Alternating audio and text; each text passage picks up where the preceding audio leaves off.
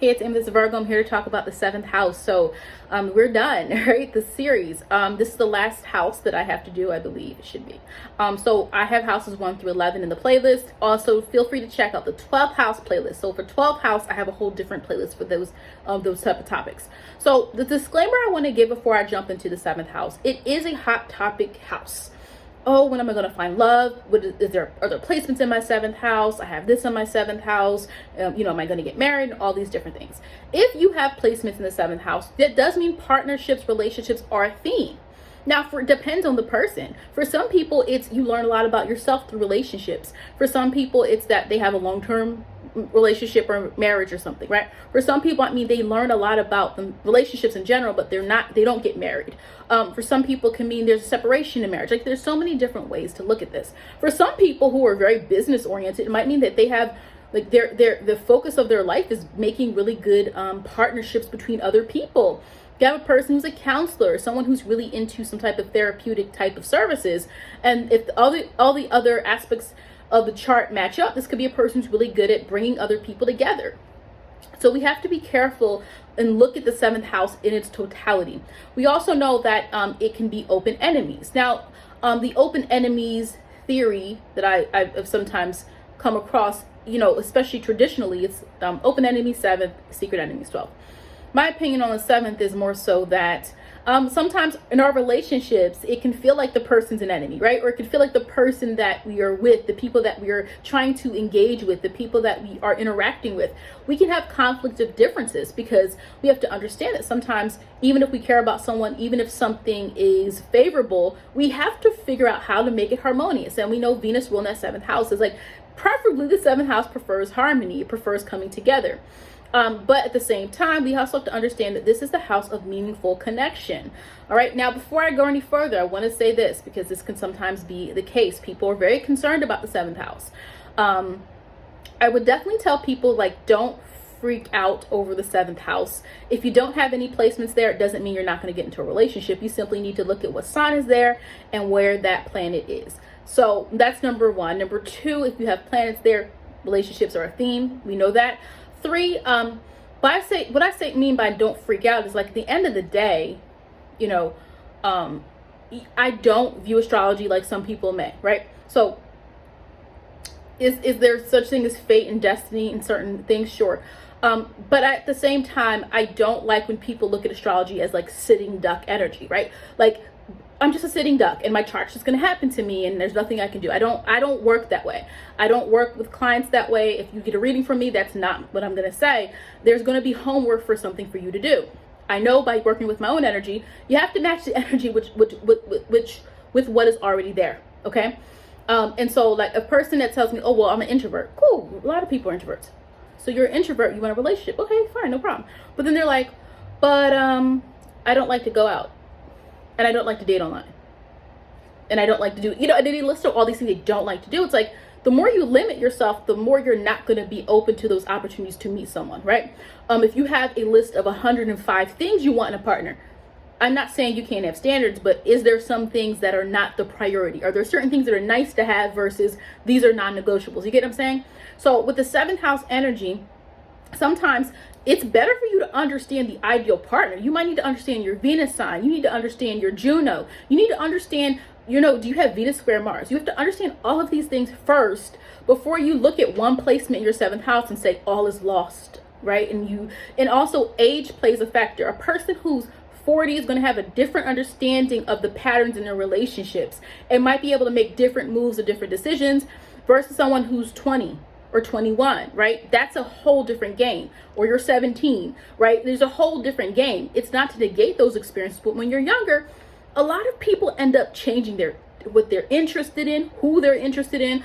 A lot of people realize, dang, who I liked back when I was younger, that's not even what I want now, right? So we have to understand the range. And especially at any age, I would think like the whole all is lost, woe is me. I don't want to invalidate people's experiences. I don't operate that way. So when people say that to me, it's not the way that in which I do astrology or readings. So I would encourage people to really think of like, what you want a relationship and it's not working out. We got to look at all angles. We got to look at everything. You should look at your arrow sign. Maybe you need to look at your aspect, maybe you need to do synastry, between you and another person. So the third house is the other air house, or the first air house. There's three of them, but it's early childhood, right? You think about the third house as our early childhood, or siblings, or cousins even, and how we were introduced early to communication. And so with the third house, it's our locality. It's what we're around. When we get to the seventh house, the next air house, we start to think about our ability to relate to someone. It's not just about this person I live with anymore and my communication or my peers. It's now I'm choosing people to partner up with. You're going to learn something different when you're partnering up with someone versus just being a part of a group. So these are all important though. Your identity with people that you're familiar with, your partnerships, and also the 11th house, your group membership. All of these are very important social situations. But we have these themes of one-to-one. Now, again, like I said, there are some type of astrology that's more fatalistic. It's like, you can't change it. You have this planet here. It's aspecting this planet. You're doomed, right? And so you can choose to do that. My problem with thinking of astrology like that is, well, then what? If you're 23 and you look at your chart and you say, oh man, this is a bad placement, this sucks, then what are you going to do for the rest of your life? You get what I'm saying? So I want us to look at things differently. If something is negative in the chart, what do we do to work through it? What are the benefits of that? There's no planet that I think is 100% negative, right? So we want to look at what are the potentials there to see how we can benefit in that particular way, right? Yes, some people might have Saturn there. Some people might have a divorce, but maybe you learned something from that marriage, or maybe you have kids from that marriage and you still respect the person, but the actual love of your life happens later on in life. That's still an experience that you can value, even if it wasn't perfect, okay? So if something is a challenge, what do you plan to do? Okay. We can look at it sometimes, the open enemies theory, as I said before, especially with horary astrology, sometimes that is way more, is applicable to that. Now let's move on. So the sun. So if the sun is in the seventh house, we have to remember where the sun performs the best. The sun performs the best in the fire houses. We can start by the 5th, the 1st, and the 9th. Actually, the sun performs really well in the 9th as well. It's almost like you have to make sure if your sun's in the 7th house that you're not existing just to be a part of a partnership. Now, there are ways in which a person can shine because of their partnership, or because of their relationship, or because of the way they relate to other people. So it's not always that this person can only exist in the realm of being in a relationship or a partnership, or they can't be an individual. The sun helps because the sun can also help us see their ability for this person to be seen or noticed in relation to someone else, or be seen because they're good at being a partner, right? If somebody is known for being a singing group or a singing duo, they still are successful. They just might be successful with another person. Now, it will matter a little bit more if the sun is in fall or detriment, right? So if the sun is in, for example, if the sun is in Aquarius, in detriment, if it's in fall, when it's in Libra, the issue there is not an issue, but remember, those signs are more communicative based, which means I'm now part of my identity, part of what I express has to do with relating to other people, Libra, or the group Aquarius, or Aquarius bringing the idea to the group, right? The individual with Aquarius, but the individual still needs buy-in from the group. So if you have the sun in the 7th house, if there's really good aspects going, you could have a person who's very influential. You can have that person that's a good mediator. You can have that person that brings people into their world and they can really do well with them. But at the same time, you have to understand that the expression of the ego, the expression of the self dwindles a little bit with certain signs. Whereas a certain sign, you put the sun in Leo in the 7th house, Leo is still going to find a way, especially if the sun has good aspects, to shine on its own accord, no matter what playhouse it's in. So, sometimes you can have the sun, 7th house, feel more connected to others. Being careful that your sense of self, your sense of confidence, your sense of, think of the sun as the selfhood, okay? It's selfhood. That's why we can kind of differentiate a little bit from the rising sign, that more instinctual need to act, right? And so here it's very different than I would say than a 12th house sun. 12th house sun is more isolated. 12th house sun has more moments of introspection, right? So that's not necessarily the ego, it could be some hidden energy. When the sun's in the 7th house, we are now dealing with our ability to shine when it comes to our connection to other people. That can be very good. I have a whole video about sun in the 7th house, so if you want to know more, you can check through the playlist, the sun through the houses, and I focus specifically one video about the sun in the 7th house, okay? So in certain ways, the sun in the 7th house person can shine in terms of being relatable, helping us understand how people function with each other. And remember, the 7th house, you know, this Venus is really the distributor of energy. So even if we have the sun there, whatever we have there, Venus is the distributor of energy, because we're dealing with this need for some type of harmony. So when the sun is in the 7th house, it can be beneficial to this person caring a lot about trying to resolve things. Trying, as I said, sun in the 7th house can be good also with mediation, bringing people together and things like that, and shine kind of in that accord. Does the sun get real, you know, I would say it depends on what planets are near the sun. I feel like the sun energy can be a little bit more tricky. Could it get a little bit more convoluted when you have other placements there? Yeah, but if it's just the sun, typically that's the experience a person will have. Now the moon gets joy from interaction with another person when it's in the 7th house. So it veers away from the 4th house need for nurture, and it deals with this need to be somehow emotionally triggered by another person. By triggered, I don't mean it has to be negative, right? The emotions are just placed with the connection to partnership. So it's not always about super needing to identify with emotions, but these people tend to like these one-to-one relationships. This could be the person who feels more comfortable. Maybe they're not comfortable talking in front of the whole group, but if you put them with someone that they actually care about, there is more of a nurturing aspect or a need to communicate and be more involved. The moon in the 7th house person tends to kind of sometimes be overly involved in another person's life in some way. They prefer connection. Now, could it sometimes mean codependency? Well, the difference with the sun is the sun in the 7th house is getting its confidence from the partnership. So that's where they want to be careful. The moon, we have to understand our own needs. And when we put the moon in the 7th house, sometimes it can mean your needs are reflective of another human being, which is great when you are being empathetic or you need to connect to people. But you want to make sure that you're not over taking on someone else's emotions, because you don't know where you kind of fit in, where you identify what you need. If the moon is in the 4th house, there's already a natural funneling of my own needs, what I need, what I feel. Knowing what you feel is comfortable. It's cardinal energy. It's also cardinal in the 7th house, but the 7th house, remember that Venus touch is like we're trying to harmonize. We're trying to get on the same accord emotionally. So that might be something to keep in mind. Now, Venus and the moon both are energies that are considered to be feminine influences. However, remember, Venus prefers what is harmonious, right? It's constant, right? Whereas the moon can change a little bit more. So it can mean sometimes harboring certain feelings, but not always bringing them up to the surface. So to tell moon 7th house people, just be aware of that potential there. There's a whole moon video that I have as well. Mercury. So Mercury in the 7th house, again, like I said, with the sun. Now, someone has a sun and Mercury in the 7th house. I think this is good energy for someone that could be good when it comes to partnership, when it comes to mediation, when it comes to, in some way, shining, when it comes to helping other people see other people's perspectives. That's an art. That's an art to that, because people can be in conflict, but you're that one person that comes in and you're like, all right, you want this and you want that. And it simply can be that person says it in a different way, and now everybody's on board. That is the gift there with Mercury in the 7th house. There's the keen understanding of perspectives. There's the respect that there's two different perspectives, right? And especially say you have Mercury and Sag there. Well, now we have a person who understands the need for everybody to tell their truth. That's a very unique quality if that's you. It differs from the 3rd house objectivity, which is about the information. So it requires a common understanding between other people. It requires you to kind of see in both ways. Now, sometimes, let's say this person struggles and there's some other placements. Maybe there's, I don't know, Mars in the 11th house or something like that. What you could sometimes end up having is a person who is like, wait a minute now, wait a minute.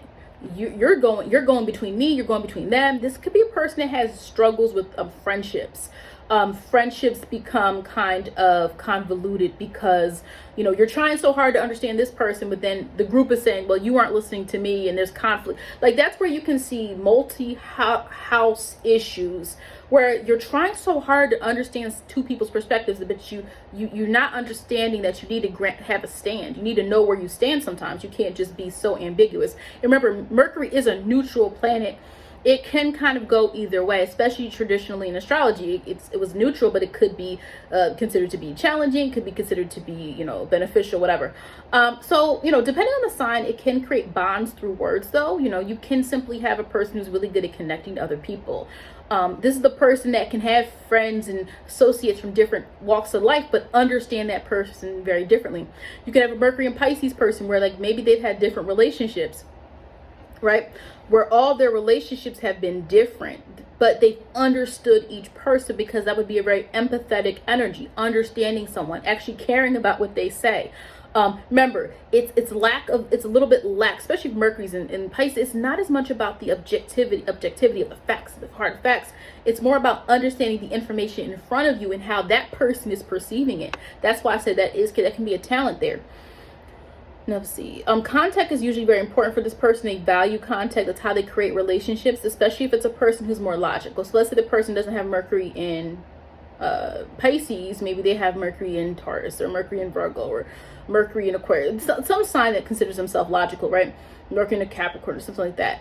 But this could be a person where they connect through words. They connect to you through, they might be better at communicating with you via text or communicating with you via, social media than they are in person, especially if there's other placements in the chart. So with these people, they can be more intimate types of conversations. Now, let's say you have Mercury and Scorpio here.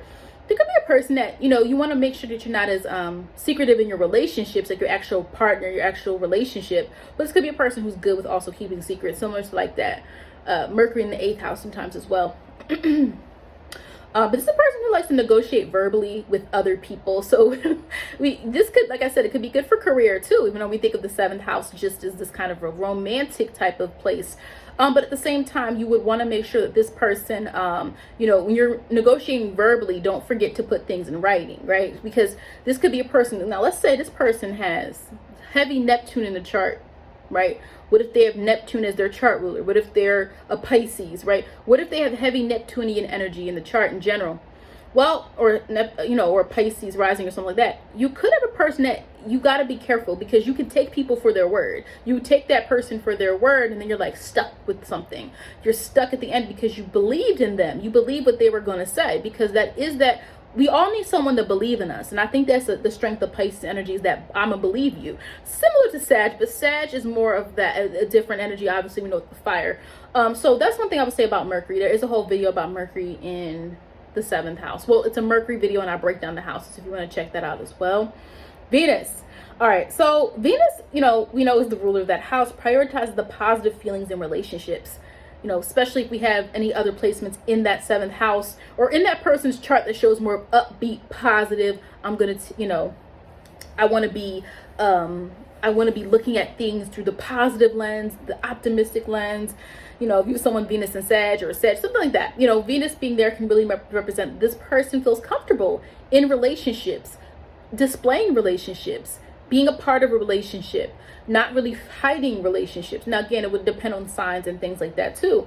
But this is typically the person who wants to find that peace. This is a person who's constantly looking for some sense of connection to other people. They care about that. Venus, remember, we're representing money as well. Venus can represent those things. So if there's Jupiter aspects, Jupiter is lining up with Venus for someone. You could have a person who's very generous in their partnerships, in their relationships. Their partner benefits from them when it comes to being married or marriage or something like that. Now, how to be careful. There could be, you also want to make sure that you're not, you like the idea of a relationship. You just like the idea of it, but you're not really there for the long haul. Now, here's the problem with liking the idea of a relationship. The problem with liking the idea of a relationship, because it makes you feel good at that time. Remember, Venus is about pleasure. Venus is about peace. Venus is about receiving. Well, what can happen sometimes is like, you don't want to commit too much. So remember, 7th house can be the house of marriage. Okay. 7th house can be the house of marriage. Because it can be the house of marriage, you can see sometimes your marriage partner through that house, the cusp, through planets there, or whatever the case may be. But you can commit. You could commit because you like the feeling, but you really didn't do your homework on this person, or you really didn't do the work on yourself. Keep telling you guys, your 7th house person, did you do the work on yourself? Especially if you have all the 7th house energy, did you work in your 1st house? So I would, these people just want to be careful if they just like the idea of a relationship, because even though Venus is in your 7th house, doesn't mean perfection. It does mean it's going to be more of a theme to you than a person who has Venus in their Venus in their ninth house, or Venus in their second house, or Venus, I'm trying to think of, like, all the houses have some type of connection to each other. But you're going to have way more of a connection to this idea of partnership, whether it's dealing with it, a relationship, always being in a relationship, trying to leave a relationship. It's Venus is like, it's always there. Now, you also can have people where, because they love relationships so much, they always have a buddy, they always have a partner, they always have even a best friend. Sometimes some people, let's say if they have, let me think here, Venus and the moon together, you can have a person like that could be really great for bonds, even like with friends or female friends, right? Always having like a BFF or someone like that. But you would have to be careful. It would have to depend on aspects of the rest of the planets, but you would want to be careful not to be a person who's substituting your emotions with this friendship. Because when you're giving all this emotion to friendships, the minute you get a relationship, this is why you have some of these people who drop their friends. They were the friend was a stand-in for a relationship or for that emotions, and then the friends cut off. So that's something to keep in mind. Now, here's an example of a celebrity where I was like, Venus doesn't always mean perfection. So I feel like she's not as much in the media as she used to be decades ago, but like Tyra Banks. Look, Tyra Banks was always back in the day talking about her relationship issues and trying to get into a relationship. I'm not sure if she's in one now. I know that she had a baby like a couple years ago. I don't know if she's in a relationship with the man, but I know they're not married. But she has Venus square Mars in her chart. And so Venus square Mars now her Venus is in Capricorn. And so I was like, okay, Venus square, this Venus square can mean that she could have. This is me just using the astrology. Like in her relationship, she might have always wanted someone of status. Venus in Capricorn. She was always looking for someone of status or someone that can match her status, which is a very Venus in Capricorn thing. But also the Venus and Mars though, but she doesn't like to feel challenged, or she doesn't like to feel controlled. So, that would be, she's always trying to find balance in regards to her relationships, perhaps. And then always, there could have been always something wrong with the guy. There's always something wrong. Like she probably had these situations where she was starting a relationship and then there was be something that's off. That's what I'm getting from her having Venus square Mars. She also has Venus square Uranus. So she probably has a lot of interesting stories about the men she's dated. And she also, her Cancer ascendant is opposing her Venus as well. So I'm not going to do a whole chart thing on Tyra maybe in the future, but that's just something I wanted to share. Now, Mars can bring it's one of two things with Mars in your seventh house. Now, someone might be like, wait, is my marriage going to be volatile? Like, what's going on here? Like, Mars, it really depends. Mars can definitely represent conflict. Somebody's trying to get control, or you have to take control, or you're very passionate in your relationship. When I see Mars in the seventh house, I'm like, it's going to go one or two ways. You are very passionate, meaning you are willing to make it work. So even when there's issues in your relationship, you are going to make that work. Now, again, for that to work, that person should likely have positive aspects to Mars. You get what I'm saying? Because if Mars is all crazy in the rest of the chart and you have Mars in the seventh house, well, now you're bringing your issues to your relationships, to your marriage, right? Now, conflict can definitely come about when it comes to Mars and any other placement that is pushing you to engage in some type of drama or issues and back and forth with people. Sometimes you can see sexual themes in a relationship. You can have a person, let's say they have a fiery Mars, or a mutable Mars, especially, you could have a person who is very much, they have a lot of sexual relationships. Now, depending on the rest of the chart, especially, let's say they have some aspects, they have some planets in the 5th or 8th house as well, showing that this could be a person that feels like there's a lot of that nature to their relationships. At a certain point, they might get tired of that, right? You might be questioning, why are all of my relationships like this? It's like, maybe that's what you're leading with. If you're leading with that as the crucial crux of your relationship in the beginning, sometimes people can struggle with that. Especially, let's see what else we have here. But again, Mars doesn't always have to mean negative. It does mean you might have to fight for your relationship. You might have to fight to make things work. Let me give you an example of a marriage they've been together for a long time. Barack Obama and Michelle Obama. So they have been very candid before that when he was like really working himself up. At one point, like she felt like a single parent because he was always working and she was always the one, dealing, working with the kid, not working, but taking care of the kids. Now we know Michelle Obama's had her own career as well, but as you know, sometimes the women feel like, okay, well, I have to raise the kids. You're out doing your work. Like that was a cause of contention in their marriage. Like she as well, this feeling like she didn't have him there, and so they worked through that. The Obamas have been very forthcoming and like, hey, we got therapy, or we've work through our relationship issues. That's what I'm talking about. Mars in the 7th house can sometimes just mean you have to fight for your marriage. You have to fight to make it work. If it's worth it. If it's not worth it, then you do what you need to do. But yeah, there's the energy there with Mars. Now, again, what else is there will make a difference. Jupiter. We love Jupiter, right? But we have to understand that Jupiter in the 7th house can be beneficial, but it also can mean sometimes you rush a little bit into relationships, right? Now, knowledge. We know Jupiter is knowledge. So this person sometimes learns lessons through relationships. You might sometimes have to go through a series of them. You have to remember that Jupiter represents multiple. Okay, Jupiter can sometimes indicate that. So you might have to go through a lot of different relationship situations, scenarios, whatever, in order to get there. Now, Jupiter can be beneficial when it comes to either connections to people. Sometimes you can see a person who hasn't had the ideal romance or relationship yet, but Jupiter's in their 7th house and they have really great, they have a really close bond to their best friend or something like that.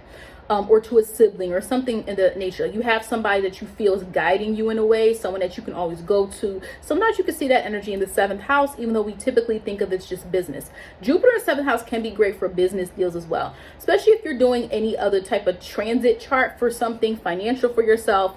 If you are thinking of anything, really doing different types of chart readings. Also, yes, when it comes to marriage, Jupiter can sometimes be beneficial to show that somebody will benefit or get or receive, right, from a marriage. Now, what we also have to understand is that when astrology was created, this was very different times. People, the trends in marriages, the trends in relationships have changed. So with each generation, you have to evaluate what's happening in society to understand how these planets might affect the person, right? Let me give an example though. But you sometimes can see this here with someone who rushes in. They fall in love early, or they want to jump into relationships early. Jupiter in Aries, for example, is excited by new opportunities to be with another person. They can rush into them or have a very optimistic outlook, even when they're not in a relationship. You know, some people are like, I'm not in a relationship, life sucks. And some people are like, I'm not in a relationship. Some people are like, I'm in a relationship and it sucks. Some people are like, I'm not in one and I'm good. And some people are like, I'm not in one and I'm bad. Like people have different ways. But the Jupiter person can be that friend, that person, who's like still positive about it. They're still kind of upbeat about it. They're still kind of like, yeah, someday they'll come. Someday this person will show up, right? Like especially like a Jupiter and Pisces 7th house person. They're like, it's going to happen. I'm not worried about it. So sometimes you can have a person who has a more of an optimistic outlook instead of like more of a all is lost type of attitude. When they're not, the friend who's been single for a while but jumps to relate. Now, here's the thing. If you're too eager, you are waiting for something that you feel you're going to receive and get. You can have a person who's the friend who's been single for a while, but the minute they get an opportunity to be in a relationship, they're now in one.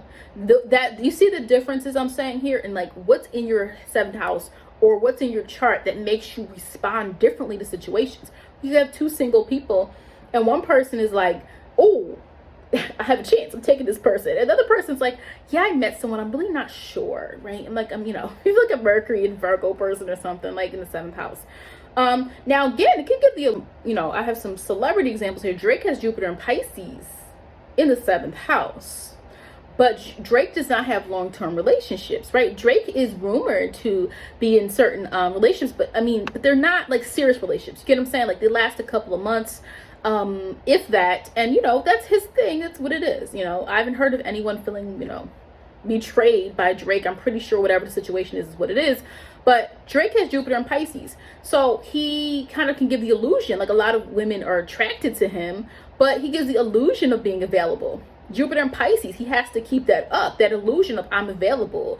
Anybody can have me. I can be anybody's dream, right? So that's, that's an example there in terms of someone having Jupiter in the 7th house, but they're not trying to really commit, right? And I'm not saying he's never going to commit, but it's like he's given up the illusion of like, you can have me, or, Jupiter can be very giving. He dates a lot, right? So again, that's his business, that's his thing, whatever. He's just, that's better to me than getting married to someone and then him having a lot of energy that he needs to get out and then betraying that person. So it is what it is. So Saturn. Now I want to be clear here because that's why like with astrology, there's things that I know, but I don't really put them out mainstream because I don't want people to overly concern themselves with certain things, right? So yes, there's certain health elements that can be seen through astrology. Now, the thing with health is I also think that like we have more remedies nowadays than we did in the past. So in the past, you would see something like Saturn or something show up in someone's chart, or Saturn in the 6th house, and be like, oh my gosh, like you would freak out. But nowadays, because we do have medical technology, we have medical advancements, we have different treatments, things that would have been more fatal centuries ago are not now, right? So I want to be careful when it comes to health diagnosis, as I don't want to do all that when it comes to mainstream astrology, like my general astrology. Even like things like Saturn. Yes, Saturn can represent limitation. It can represent death. It can represent. So I don't want to. This is the point I'm trying to make, right? Is that yes, I know somebody who has Saturn in 7th house and they did lose their husband, right? Saturn can represent loss. It can represent divorce. It can represent marrying late. So this is what I mean. Don't freak out. Don't ask me like, am I, is my husband gonna do this? Is my wife gonna? I don't diagnose without looking at the chart, okay? And so I will never tell anyone something serious about their chart if you're not a client of mine. Ethically, that's not right in my opinion. So I won't do that. But what I'm saying is I know a person who's struggled in relationships and after that death, but there's a serious undertone, and that, there's a couple people that have had that experience with Saturn in the 7th house. But Saturn doesn't always have to mean death.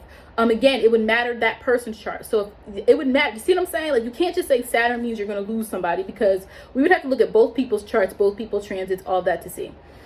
Maturity is in Saturn though, right? So this could be a person also who marries late. So it doesn't mean you might lose somebody necessarily early on. It could mean like you're too busy working. You're too busy worrying about yourself. You're too busy getting your life together. And then later on in life, when you feel like it, is when you decide to get married, or when you decide to get into a serious relationship. Saturn here could also represent good energy. Sometimes when it comes to like business deals and things like that, having to be, careful. But again, this could be a person who struggles at first in youth to partner up with people, whether that's business partners, whether that's relationship. You struggle in youth to really get that up and going until later on. But yeah, Saturn sometimes can represent a change in a relationship, right? Separation. It could, like I said, the positive is sometimes, I know some people who are like, yeah, they got married at one point in life, where they were in a serious relationship when they were younger, and in the love of their life, the person they are like forever is now. While they're later, years later. So Saturn does have a bright spot sometimes. Look at the aspects though, I would say, to see how it actually can benefit you. Let me see. So sometimes people can have a start at a new relationship once you've learned your lessons, once you've learned and understood what it is that you're here to really engage with other people. Let me give an example though about Saturn in the 7th house. Johnny Depp, about Johnny Depp and Amber Heard, and like, oh my gosh, all of that divorce proceedings, the information that's going back and forth, the allegations. Johnny Depp has Saturn in Aquarius. So that's an example. There's a very strange story coming out about their marriage and all of this. I'm not going to go into details about it, but Johnny Depp's an example. Who else? We don't really know a lot as much. I mean, Selena Gomez has Saturn in 7th house as well. I don't know as much about her relationship. She's still fairly young, so I don't know what that's going to look like. Was she the one? Somebody said they feel like, was it Ariana Grande or her? Somebody said something like they feel like they don't have good luck in relationships. I have to look up who that was. One of them said that. But that could be a Saturnian effect, that feeling, that Saturn. David Bowie, remember, he was married before, I believe. I believe he was married before. Yeah, he's from that generation where like people had both women. He was from that generation of like most people had serious marriages, and he's from that generation. But remember, he when he passed away, he was married to Aman. But he's an example of that. Like, he had children early on in life, and then he's married, I believe, early on, and then he met Aman, and like, he's an example. He remarried and was happy, right? So I don't want us to look at Saturn as like the worst thing possible. Let's look at whatever. And you might not be here to focus on relationships. I think a lot of people want to follow a blueprint. You might not be here to do that. There's plenty of people that I know in relationships, the relationship is not the focus of their life, right? Joe Biden. When I did the video about Joe Biden winning the presidency, remember I did that video? I recorded it before the election. I was like, I showed you guys why I thought he was going to win based on the transits and Joe Biden's birth chart. I did it based on like, is he meant to be a president? That's the question I asked. Remember, unfortunately, he lost his first wife and child in a car accident. So Saturn, again, loss can be, devastation. Saturn can, is not, but again, he remarried to Jill, you know what I mean? He's restarted. It forced him to restart his life, but he has been able to, you know, find love after that. But Marley also had Saturn in the 7th house, but he had a lot of, like, I would say difficulties in relationships. Like, a lot of his relationships overlapped. I would have to look back. I want to look back. I almost wonder if he has Saturn square something, because he did struggle with, like, relationships and things like that and being faithful. Obviously immensely talented, but struggled with his actual relationships. Uranus. Okay. I have a whole video about Uranus and Neptune. I have a video about pretty much all these planets. But strange or unusual circumstances in your relationship, for some people, can mean being non-committal. For some people, it could be liking open relationships or being interested in, you know, polygamy, polygyny, you know, being interested. You know, again, we would have to look at the rest of the chart, because I don't want to say that's the placement. But you also could be a person who's like, no, I don't want a serious relationship. You sometimes can see people that, when do I see that? Usually there's other indicators in the chart. So if a person is into, like, open relationships, I usually see other things in their chart showing they're more free, right? They're more like, I don't want to be confined in this relationship. So that doesn't always mean that. For some people, it just means you meet a partner that's very different than what you thought you would meet. You have this idea in your head, but that's not really what you have. Especially, let's say, if a person has Uranus conjunct Juno in the 7th house. Well, yeah, like, your ideal partner is actually not what you thought it would be. You actually might need someone different. You need someone who is more spontaneous, or someone who does kind of rebel against some of the traditional aspects of things. Example could be like a person who's raised in a very conservative culture or something like that, and they say, no, I'm going to marry who I want to marry, you know, or date who I want to date. Let me give an example also about Uranus. Uranus also have to mean strange and weird, and it can sometimes just mean different. Okay, something different, something unexpected, you know, or what other people would expect of you. So, for example, like Michael Douglas and Catherine Zeta-Jones, they have a big age difference, but they've been married for a very long time. Serena Williams, her and Alexis, what's his last name? Olahan? I don't remember his last name. Olahan or something like that. I'm sorry, I don't remember his name. I'll put it on the screen. Serena and Alexis have been married for a couple years at this point, and they have a daughter. And there's, you know, they seem happy. Again, I don't know what people. I don't know if someone's happy. I'm not them, but from what they speak very highly of each other. So that's an example there with Serena Williams marrying someone outside of her her race. And then also Hugh Hefner, Uranus and Pisces. So remember, Pisces, the fantasy.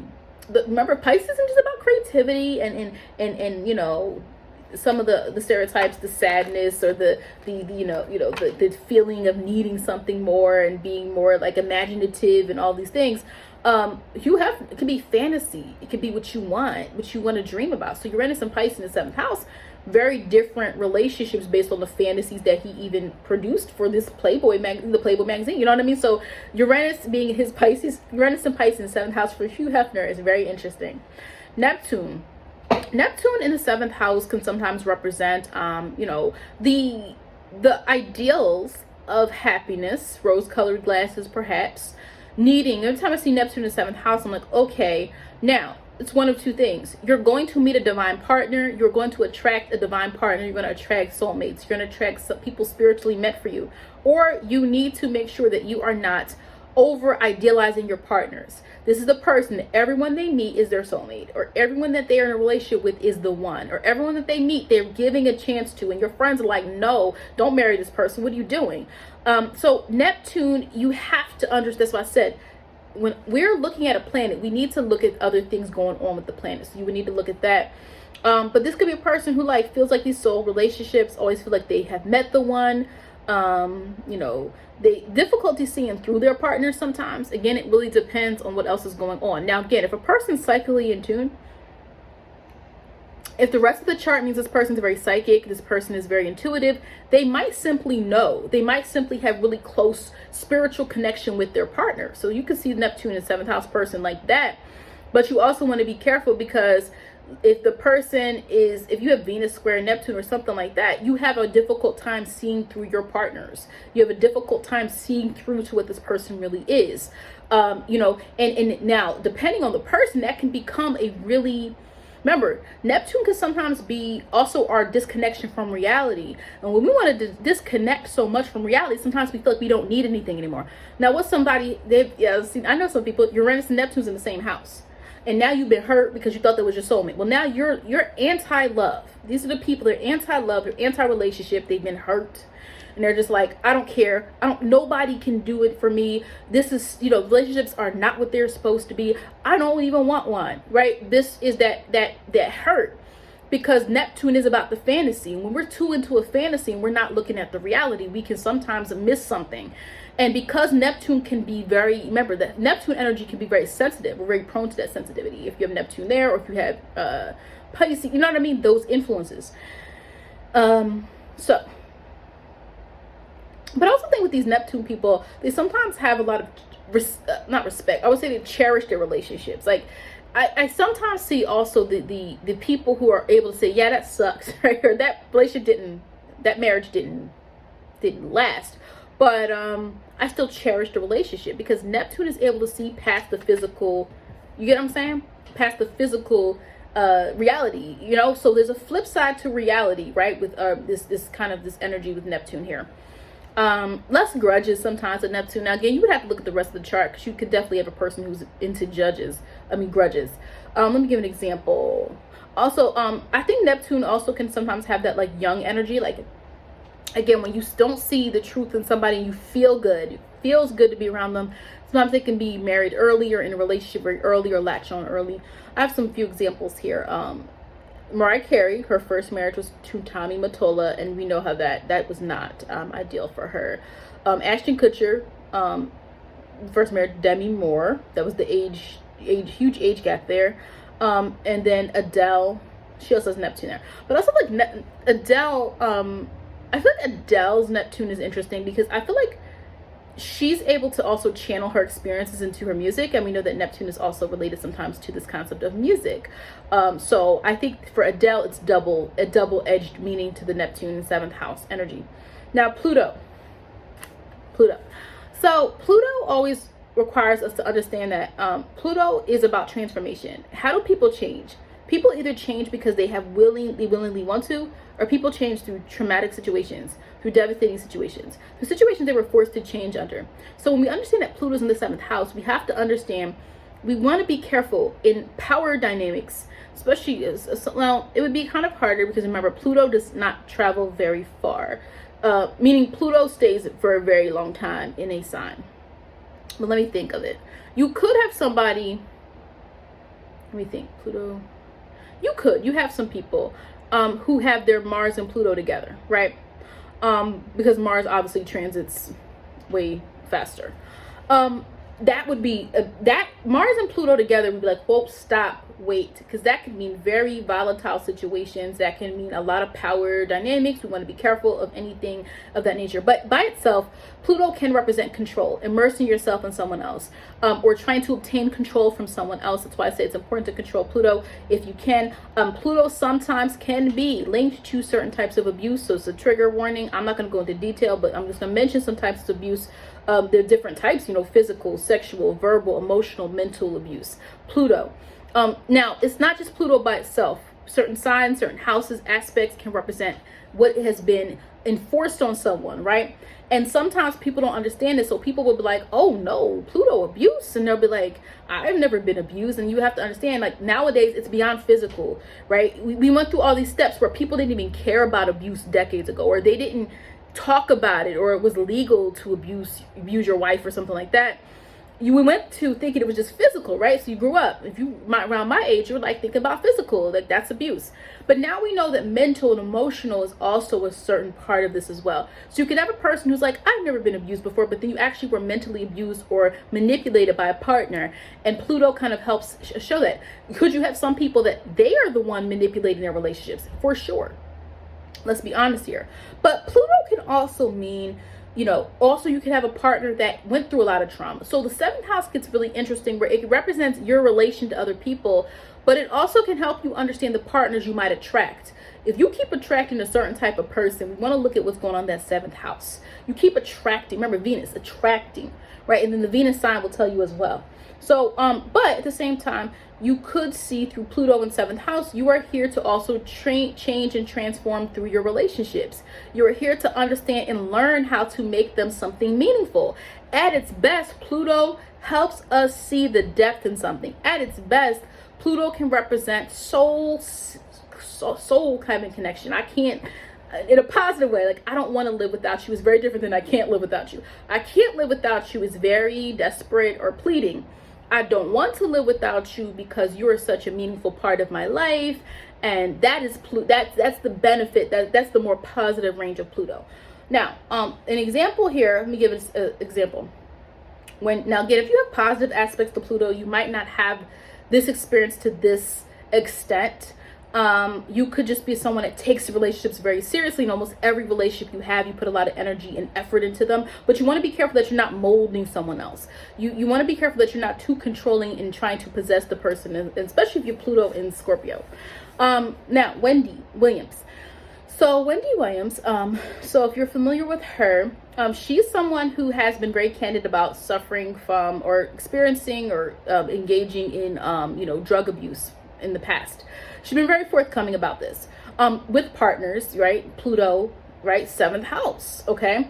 Also, Wendy, there's been allegations, and again, I don't know if these are founded, so I don't want to say whether it's that allegations of like alleged abuse, in relationships. She was abused also physically in relationships.